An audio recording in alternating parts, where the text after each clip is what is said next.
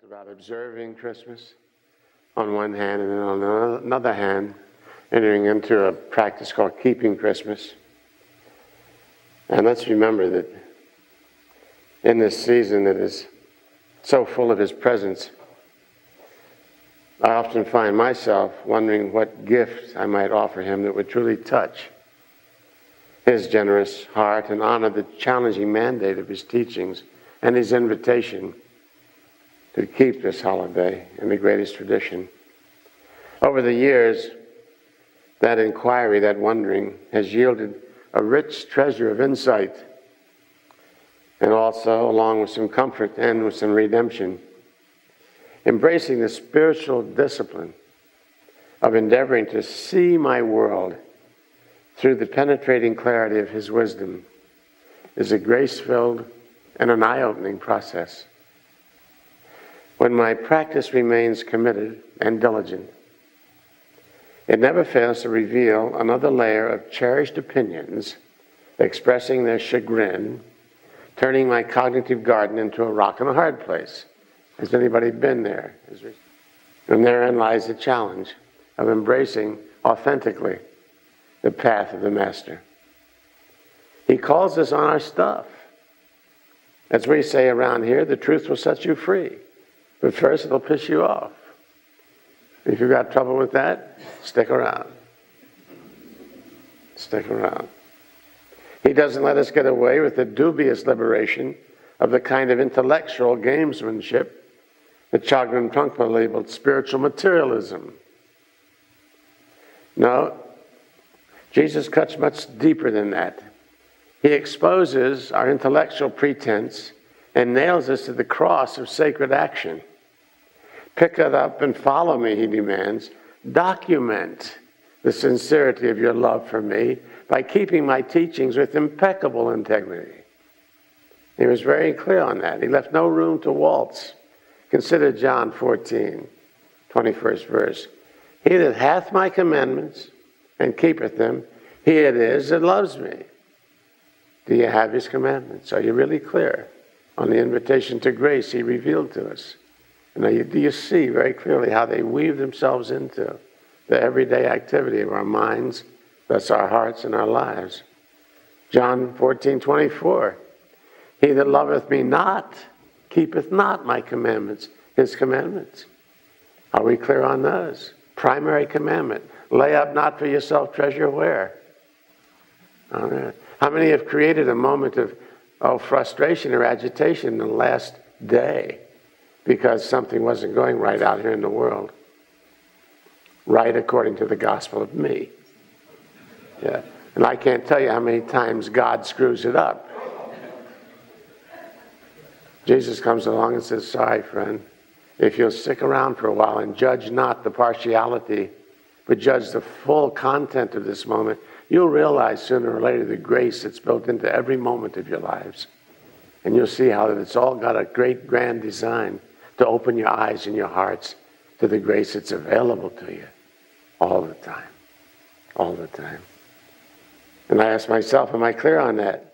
Let me ask each of us to consider for a moment, am I keeping or keeping not these commandments? And an honest answer to that inquiry may well reveal the next step in freeing our feeling nature from the mischief of spiritually uninformed thinking. Keeping, not keeping. How do I tell? For sure, how do I tell? And I'm not even close to seeing all of it. But there is a piece of the puzzle of awakening I seem to be hearing a little more clearly and being a little more sincerely. It's the part about bearing not false witness. Let me invite you to consider that bit of spiritual law cuts so deep into the fabric of our feelings, it's scary to begin acknowledging how routinely I ignore its redemptive invitation and instead bury myself in another bit of cognitive fiction starring me and my enemies. Bear not false witness is an invitation to clarify our compassion. Ignoring it is one of the top 10 ways to screw up a perfectly delightful earth life and turn it into a gut-wrenching episode of irrational hostility, groundless fear, and intractable demagoguery. And I think we have evidence of that all around us. Bear not false witness. It works this way. Bear not false witness is a spiritual reminder to be impeccably clear and accurate in the choice of thoughts we use to describe that ever-changing scenario of form and circumstance we call our lives.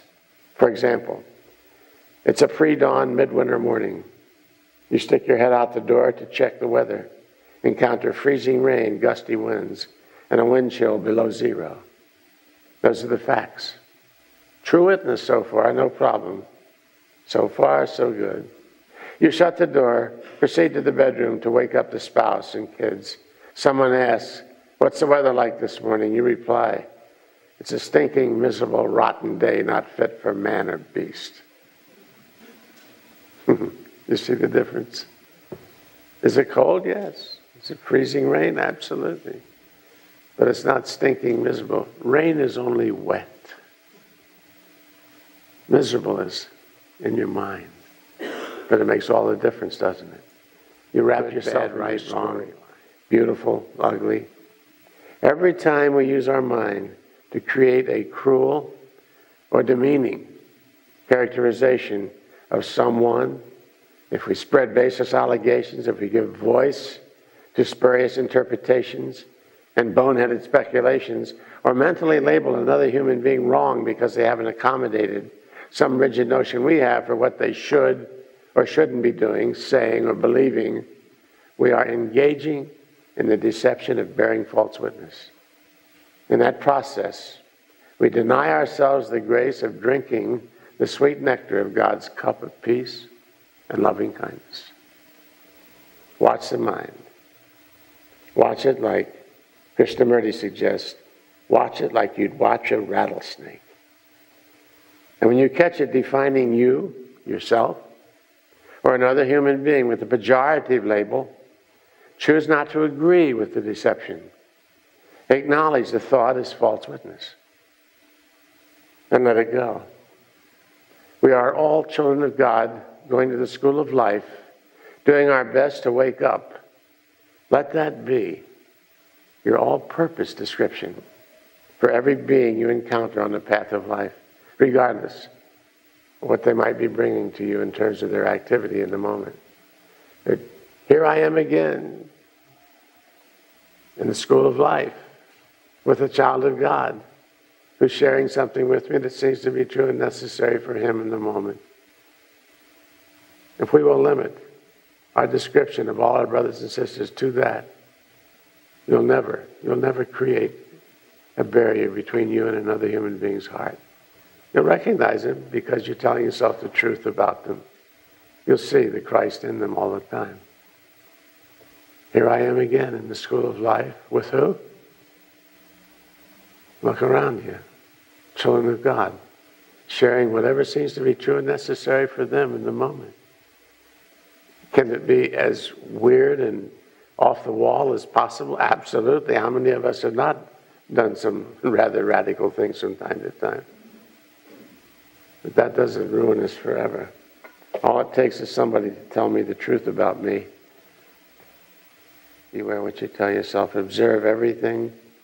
Evaluate nothing. Capture the essence of the wise counsel of Jesus and practice it diligently. Then get real still and listen carefully. And you'll hear the Master's delighted voice saying, "Well done.